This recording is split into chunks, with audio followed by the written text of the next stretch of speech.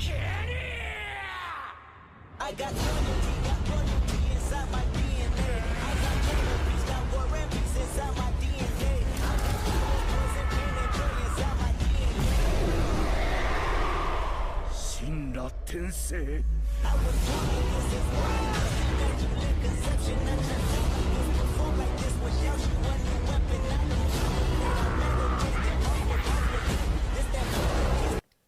Hey guys, if you haven't already, give the video a like, subscribe to my channel. This is a what if series and I'll be doing more down the road. Plus Ultra. Hey guys, and welcome to What If Goku and Khalifa. Well, what if Goku married Khalifa instead of Chi-Chi? Now, for this to work, I'm going to have Khalifa be a part of Universe 7 instead of Universe 6. I'm also going to have her be on the planet to when Goku was sent off. So the both of them are going to be sent out together. Now, Bardock and Khalifa's father are going to be best of friends. He's even going to be a part of Bardock's squadron. Now, the two Saiyans would get sent off planet before it's destroyed, and everything will play out per normal with the Dragon Ball series. Now, as far as Dragon Ball, the only few things that I would change is putting Caulifla at this, like, say for example, she landed near the island of Master Roshi, and Goku landed where Grandpa Gohan is. Now, everything will play out per normal until the point where Goku runs into Krillin and Caulifla. And they would have this sort of liking to each other, as if they were meant to find each other. Now, due to all the events that occurred in Dragon Ball, such as King Piccolo, such as the tournament, such as the Red Ribbon Army, most of that would be handled very easily. I mean, these two are some prodigies in their own right. The training that there is, like, when they train with each other, even having the divine water, even climbing Korran's tower, even training on the lookout, even everything from that point on, it was always Caulifla and Goku. They were together. It was as if they were a team, and they were so coordinated with each other. From their attacks, from their ki blasts, from everything, meditation, image training, they were there, like they were training in it all. Now, I'm going to start at the point of Dragon Ball Z. Now, Caulifla and Goku have got married to each other. They've had a kid named Gohan, and Gohan in this version is still going to be somewhat of a prodigy, although he's not going to be a prodigy like his canon self, due to how Saiyan hybrids are more stronger than the regular Saiyan, but anyway, he's still going to be a prodigy nonetheless, giving some genes from his mother's side. Now, everything would play out normal with Goku, but this is where Caulifla would join in. She would want to go meet her old master and basically go with Goku just to introduce their son to, like, Master Roshi. Now, they would go and have a good time, introducing to everybody. Even Bulma is, like, happy to see them. It's been so long since they've seen each other.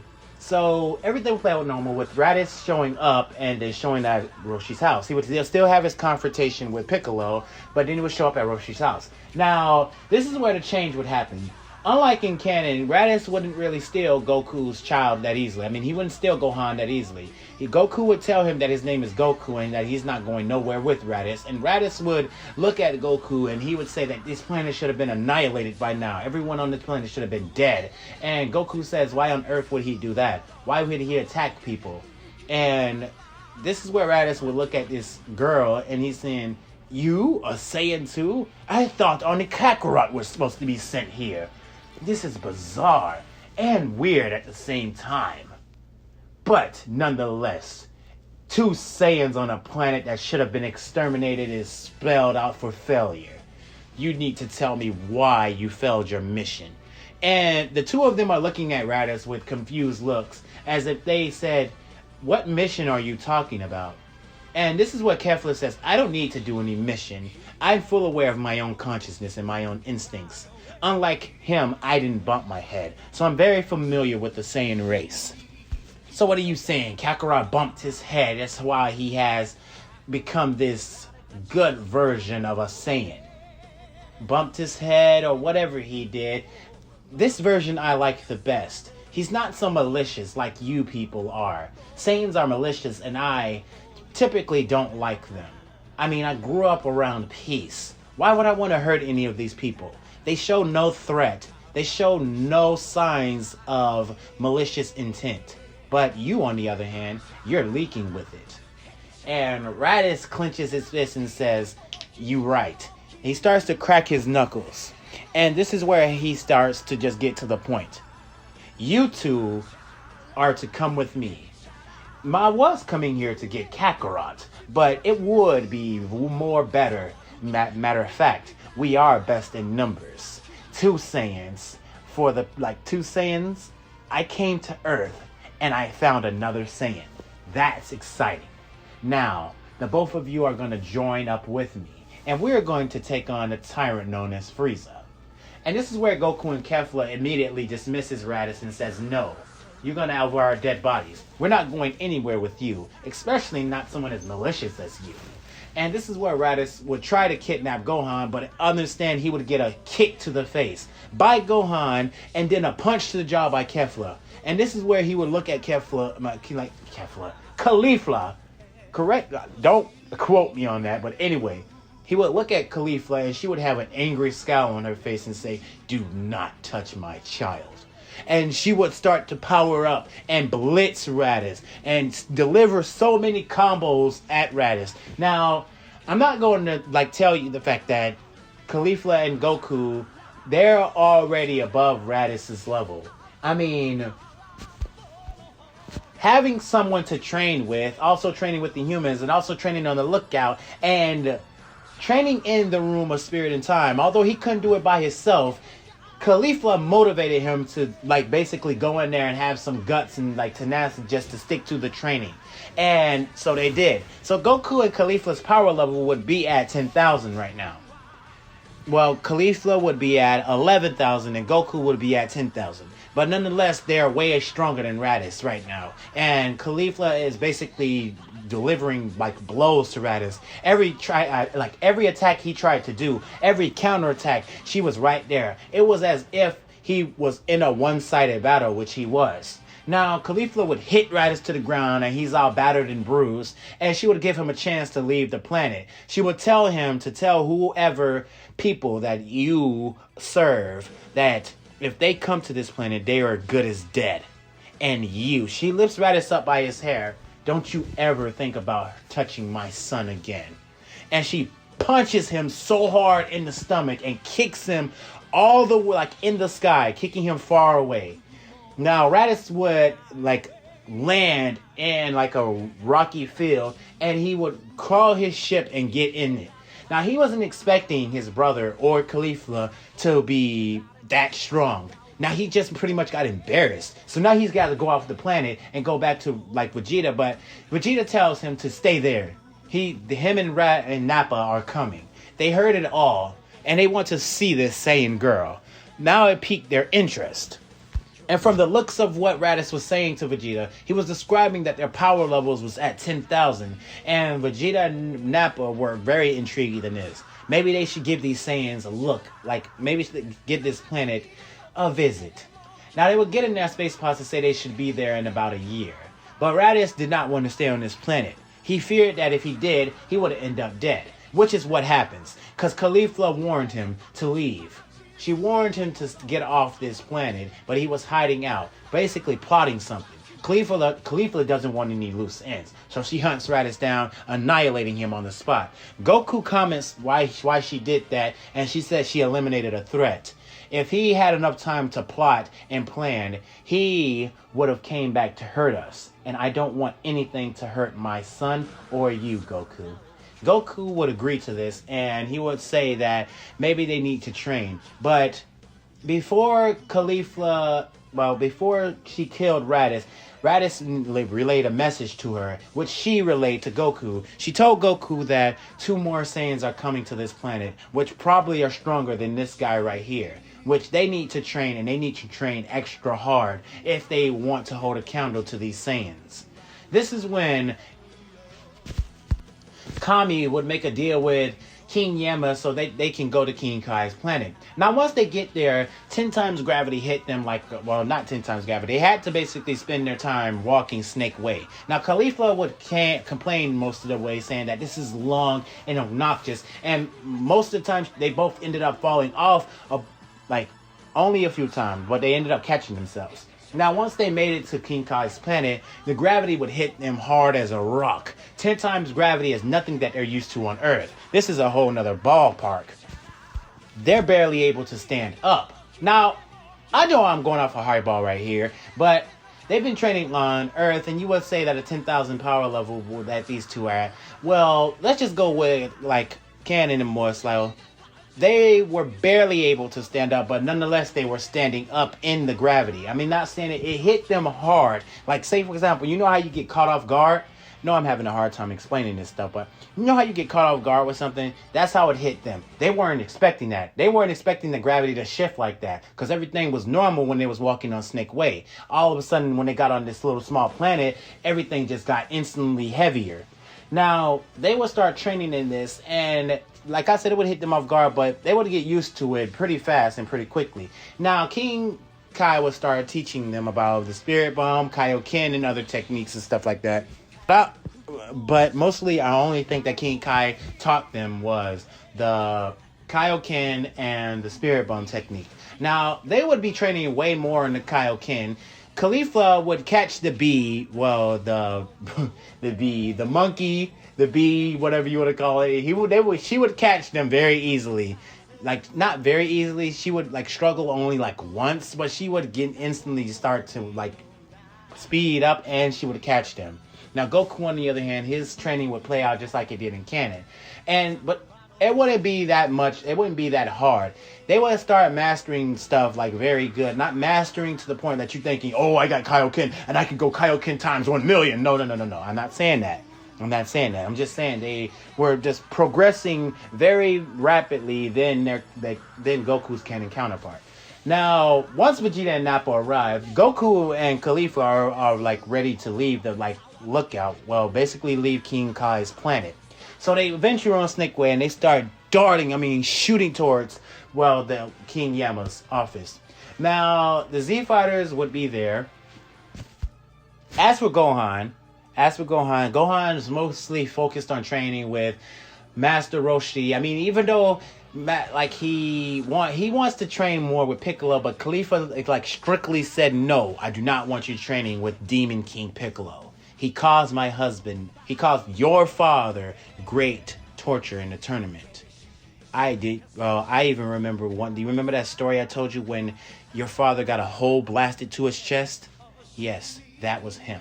I still don't trust that guy yet. So while me and your father is gone off training, do not go training with him. But Gohan's Saiyan nature would get the best of him, and he feels that Piccolo's training would be way more harsher and way more brutal. So he still goes to train with Piccolo. He'll deal with his mother bickering later, or beating later. Anyway, so Piccolo's training would be way more intense, and Gohan is ready for it, seeming as if he's a full-blooded Saiyan. He wants this. He wants to get stronger. He wants to be able to help out, because he craves to battle. He craves to fight, and to become stronger and stand side by side with his mother and father. Oh yeah, I'm in for that. So as the year passes and the Z Fighters are waiting on the battlefield for Vegeta and Nappa to arrive, their cities crash in a city just like it did in canon, and Nappa flicks his fingers and blow up a city. Now, Piccolo senses that they have arrived, and the Saiyans instantly teleport to where they're at. Now, they're on the battlefield, and pretty much, I'm not going to say that everything is different. Pretty much, the Saiyans and the humans, well, the humans part is pretty much the same as in canon. Yamcha still does the stupid thing he did by being too cocky and trying to fight the Cybermen and get blown up. Tien and Chaozu would fight against Nappa. Well, all of them would fight against Nappa. And Tien would get his hand cut off. Chaozu would try to blow up Nappa and would basically damage him only a little bit. And Tien would get killed.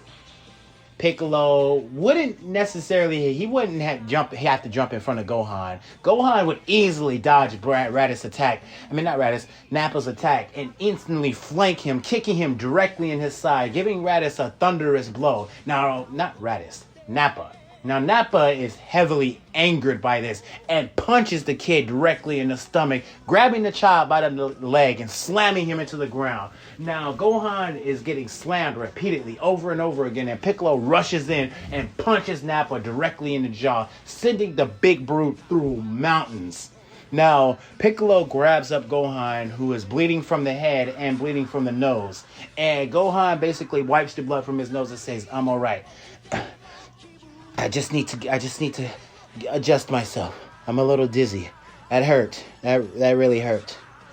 Now, while this is all going on, Caulifla and Goku are trying to blitz to the field as fast as they can to get there because they already feel like stuff is basically, Ki is draining, Ki is depleting. They already made it past King Yama. Now they're just making their way to the battlefield. And once they get there, they see that Yamcha is dead. They see Chaozu is blown up. They see, like, what's the name? Tien is dead.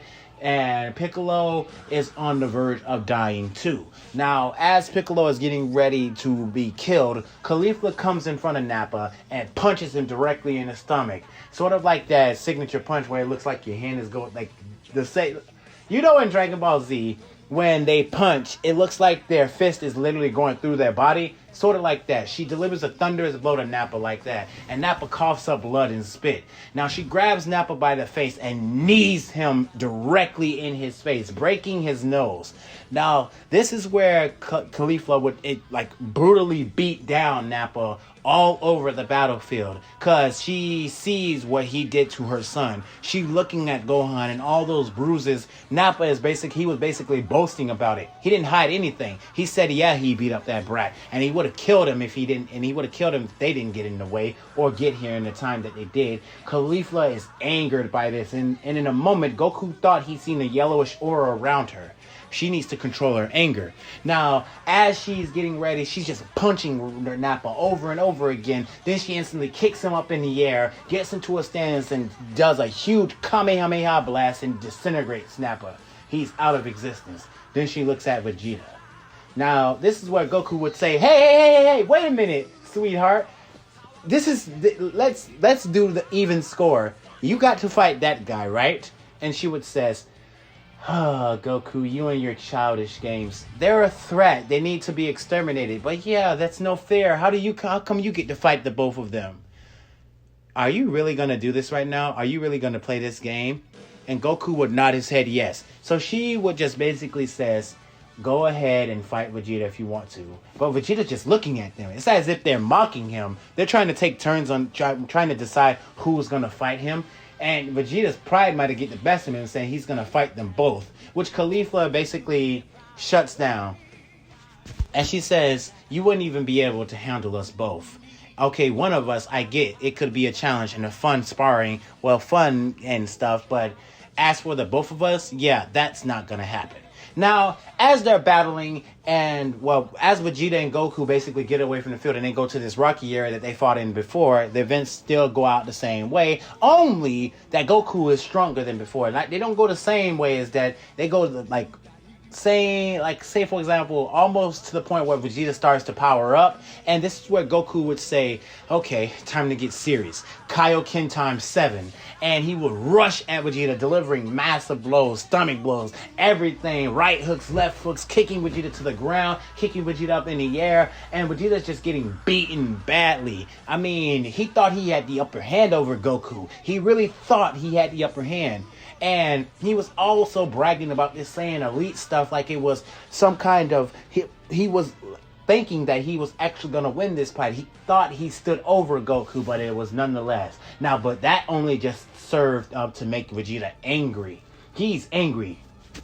More so pissed off. How was this low-class Saiyan getting the best of him? Vegeta jumps up into the air and shoots in the air with his aura flexing around him. And he's getting ready to shoot a Gallic gun at Goku. And he tells Goku that if he dodged this planet is destroyed. But Goku tells Vegeta that if the planet gets destroyed, won't you die too? Vegeta doesn't care. He wants to risk everything. He just wants to kill Goku. And he wants to be the one that does it.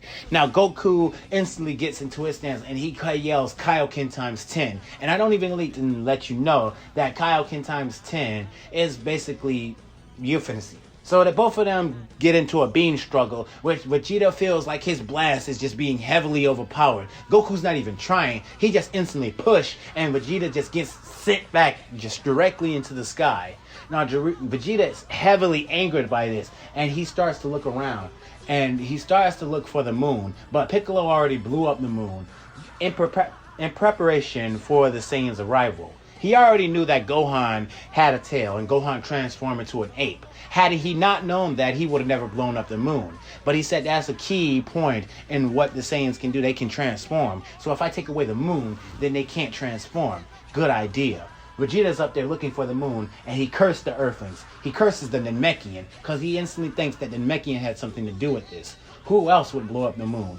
Or it would have to be one of those Earthlings. He doesn't care. He can create an artificial moon. So Piccolo just flies to the ground, and not Piccolo, Vegeta flies to the ground, and Goku is getting ready. He's in his battle stance. Now Goku times 10 Kaioken is taking a toll on his body, more so than what Kaioken times 3 did. Now Goku's muscles is shaking right now because he can't keep this going on forever. I mean, Kaioken is strenuous to the body. Now Vegeta instantly creates an orb in his hand, and he throws it to the sky. And keep in mind, Vegeta is angered right now. His pride is shot and it's broken. He doesn't even care. I didn't even tell you the fact that Goku and Caulifla didn't get their tails cut off. They still have their tails. And this is the part where Goku and Khalifa begins to transform. Vegeta wasn't expecting this. Well, he was expecting this because he did see their tails and everything. But they don't have as much training as his dude. He has his gorilla form mastered. They don't. So they're on a rampage because they can't control their 8 form, while Vegeta is just basically bodying them. Not bodying them to a extent. I mean, their shots do hurt. They don't have control over this form like Vegeta does. So they're basically just mindless apes just throwing or like punches and attacks. The first thing they see, they attack. So the both of them are just getting bodied by a Vegeta. And this is where Gohan, Piccolo, Yajirobe, Krillin come up with an idea to chop off Vegeta's tail. And also Goku and Caulifla's. I keep saying Caulifla. Now they would succeed in that, and all of them would revert back to their base form. Now Goku would be unconscious, so would Caulifla, and Vegeta would be trying to crawl to his pod, trying to get out of there, like literally trying to get out of Dodge. And Gohan, he didn't have his tail. I'm not gonna say he had his tail yet because his tail didn't grow in. Now Vegeta is trying to get to his pod, and he sees Piccolo above him. Piccolo has an energy attack ready to kill Vegeta, but like Goku tells Piccolo to stop. He tells Piccolo to stop, and he urges Piccolo to let him go. Piccolo is telling Goku that he's too soft. Why would he let him go? This guy wouldn't hesitate to kill either one of them. Why is he letting him go? This is idiotic and stupid. And he urges Piccolo to let them go. Let Vegeta go. And it does. Same way as in canon, but with a different result. With different character. Piccolo being the one to basically let Vegeta live. Now, Vegeta would go back into space, and he would journey back on to Frieza's ship and go to and get healed by the chamber, or whatever you want to call that little water system that they had. Correct me in the comments, because I forgot what it's called. But now everything would play out. They would heal up from their wounds, and they would get ready. Now, this is the question right here. Seeming as if Piccolo didn't die, they still got the Dragon Balls on Earth. But we're going to go off with this. The Dragon Balls can only wish back only one person at a time. They can't wish back more than 2 people or 3 people. So they need to find out a better result from that. Kami comes up with an idea. Planet Namek has Dragon Balls. And their Dragon Balls might be stronger than the version on Earth. More so to the point they can revive multiple people instead of just one person at a time. If you journey there, then I think that you might have a chance to revive back all your friends. Now, this is where Bulma, first time mentioning Bulma, she would create the same time machine that she did in canon. Sorry, I had to stop there. I was a little pause, but she would create the same kind of spaceship that Goku traveled in, and him and Caulifla, Bulma and them would go on their adventure first. So it would be Bulma, Gohan, Krillin, the same team that went the first time. But this time, the next ship that it was going, it would be Caulifla, Goku, and Piccolo. And all of them would be training on the ship. Now, they would be training very hardly, and they would have 5 days to get there. So all the events on Namek would play out up into the point to where Goku and Caulifla arrived. And, Goku, Piccolo, and Caulifla would arrive. The ship doors would open, and the 3 would step out. The 3 silhouette would step out and get ready for battle. And that's where I'm going to end this part at. Now, you guys let me know how I did. You guys let me know if you like this video, if you like where I'm going with this, if you like or if you want me to go into more detail. Just let me know how I did. Let me know if you like the story. And for this what if, I'm going to set a like goal of 90 likes. If you can reach 90 likes, I will release another part to this series. Anyway, without any further ado, you guys have a good day, a good night, and plus ultra. Good night, guys.